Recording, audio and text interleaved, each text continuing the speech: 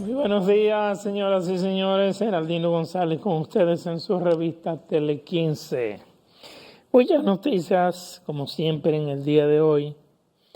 Y sigue estando en el tapete el tema de la información que dio tanto el presidente de la Cámara de Diputados como el propio presidente de la República, Luis Abinader, de que la juramentación que va a tener efecto el 16 de agosto se hará en el Teatro Nacional. Es una lástima y una pena, de verdad que sí, que salga de una persona como José Ignacio Paliza el hecho de decir que el escenario de la Asamblea Nacional no son más que 4 paredes y un mural. Para él son solo 4 paredes y un mural, nada más. O sea, no más de ahí. Y por lo tanto, llevar la juramentación del presidente y la vicepresidenta al Teatro Nacional no significa nada. Para los dominicanos, que yo creo que merecemos un poquito más de respeto, nos parece que son unas palabras hasta cierto punto arrogantes, de altanería, de ego. Y un político no debe actuar de esa manera, y mucho menos él, que fue senador, que fue diputado, que sabe lo que significa ese emblema, ese mural que está ahí, ese lugar. Si bien es cierto que quienes conforman ese lugar son los legisladores, los diputados y los senadores, y que ellos al mismo tiempo, reunidos en cualquier lugar, pudiesen conformar la Asamblea Nacional frente a la cual se juramentan el mandatario, no es menos cierto que usted debe tener respeto hacia ese lugar y hacia los que integran ese lugar, y no decir que es solamente 4 paredes y un mural. A mí me parece exagerada, palabras que no debieron haber salido de él. Pero parece ser que como ya pasaron las elecciones, ya no se necesita la población, ya no se necesita el votante, ya no se necesita a nadie. Ya el pueblo los eligió, o una parte del pueblo los eligió. Una minoría los eligió. Cuando sumamos todos los votos de la gente que votaron y de los inscritos dentro del padrón electoral. Y no dudo que este tipo de altanería se siga manifestando a partir del 16 de agosto dentro de funcionarios que creen que los puestos y los cargos a los que llegan son de ellos y que no lo paga la población, que no lo pagamos la gente que pagamos impuestos y que son empleados de nosotros, de la población, de la sociedad, y que están en los puestos para servir. No para servirse, ni para decir, escríbanme una carta pidiéndome una cita. ¿Cómo se acostumbra aquí? Aquí hay funcionarios que para usted verlo, para usted hablar con ellos, usted tiene que hacer una carta de solicitud de una cita. Vamos a estar claros en eso. Pero eso es ahora. Después del 16 de agosto tal vez será peor. Y eso es simplemente grados de arrogancia, grados de altanería, el ego inflado que están teniendo, lamentablemente. Si el presidente cree, como todo el mundo lo sabe, el Teatro Nacional aquí, ¿quiénes van al Teatro Nacional? ¿Quiénes son los que van? Todo el mundo sabe, la gente que va al Teatro Nacional, el nivel de la sociedad que va al Teatro Nacional.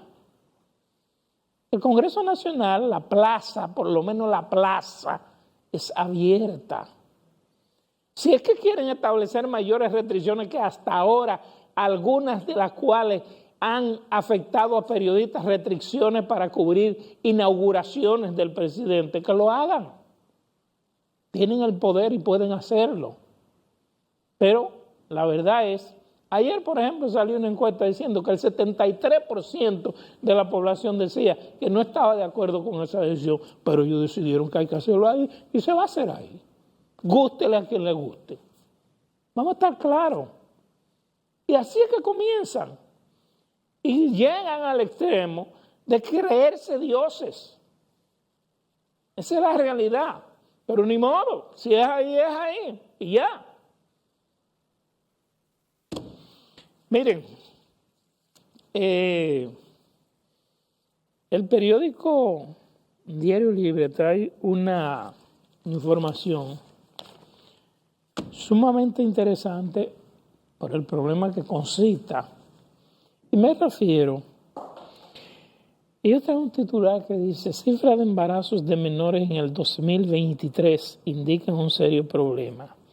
Unas 7.616 niñas dieron a luz el pasado año. De ese total, 141 estaban entre 9 y 14 años. 7.000 niñas dieron a luz. O sea, niñas para atender niños, infantes. Vamos por mal camino. Y arriba de esto, nos quieren meter un código penal en donde un incesto o un embarazo por violación, o por estupro, por lo que sea, que no se quiere, haya que aceptarlo porque a la Iglesia católica o protestante le da la gana.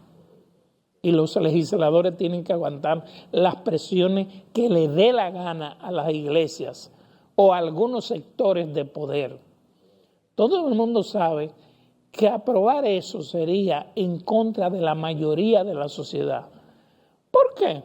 Porque aquí en este país, la clase media, media alta y la clase alta, sencillamente, a ellos no les preocupa si el Código Penal contiene o no contiene las tres causales.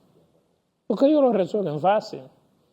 Ir a un viaje a cualquier país de esto, allí Estados Unidos, a Miami, hacerse un aborto no es nada. Ahora, ¿a quién afecta? A la clase más necesitada de este país. A estas niñas, a estas que estamos señalando, porque no le permiten abortar, sea violación, sea estupro o lo que sea. Pero además denota esto ciertos niveles de falta de control y de educación en la familia dominicana. ¿Para qué? ¿Qué está haciendo el Estado dominicano en favor de la familia dominicana? Ustedes pueden estar seguros que de estas 7.616 niñas, todas son pobres, todas pertenecen a extractos sociales paupérrimos, por debajo de los niveles de pobreza, por debajo de la pobreza extrema. Y cuando se dice eso es porque viven en campos, porque viven hacinadas en barrios de la capital, del Gran Santo Domingo y del interior del país. Y esas condiciones de hacinamiento en que viven son una de las principales causas que motivan esta situación. Es más, en este país se sabe que hay familias que por las condiciones económicas en que viven, por la forma en que tienen que manejarse, por la falta de alimento, por la falta de educación, por la falta de salud, etcétera, dan a sus niñas a hombres que tienen dinero o que tienen su esposo, que tienen su familia, pero que están establecidos para, como dicen vulgarmente, se la lleven, la mantengan y le den cierto nivel de estatus social. Eso se da. Pero eso no se da. Eso no afecta a los sectores medios ni a los sectores altos del país, que a los sectores pobres. Estas 7.000 que aparecen del año pasado son consecuencia de esa situación, lamentablemente. Por eso, recientemente, un informe de la famosa cadena BBC de Londres, Inglaterra, señalaba que no se explicaba por qué una gran cantidad de dominicanos que vivían en un país con una economía estable, lamentablemente querían ir del país, querían emigrar.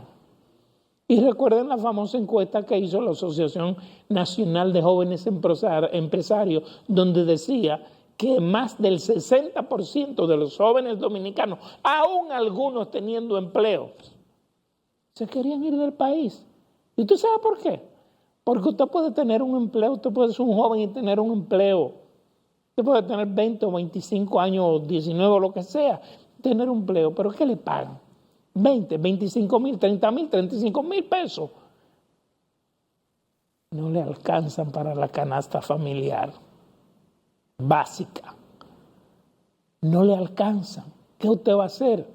No estamos incluyendo los servicios de agua, servicios de teléfono, servicios de internet, servicios de electricidad, algunos que tienen que pagar colegio por los déficits en la escuela pública. O sea, no estamos hablando de servicios, estamos hablando fundamentalmente de alimentos, de medicinas. Y lamentablemente estamos muy por debajo de los niveles de la canasta básica. Por eso, es verdad, tenemos un país maravilloso en cuanto a biodiversidad y recursos naturales se refiere, y en cuanto a efusividad y solidaridad se le puede llamar. Por eso crecemos en turismo. Pero no podemos ocultar el sol con un dedo, viendo los males que aquejan a nuestros sectores sociales. Nuestra economía ha venido creciendo todo el tiempo. Pero ha venido creciendo. Pero no se ha derramado. Por eso hay tanta gente pobre y tanta gente pasando hambre en este país. Porque de que están pasando hambre, están pasando hambre. Vamos a una pausa.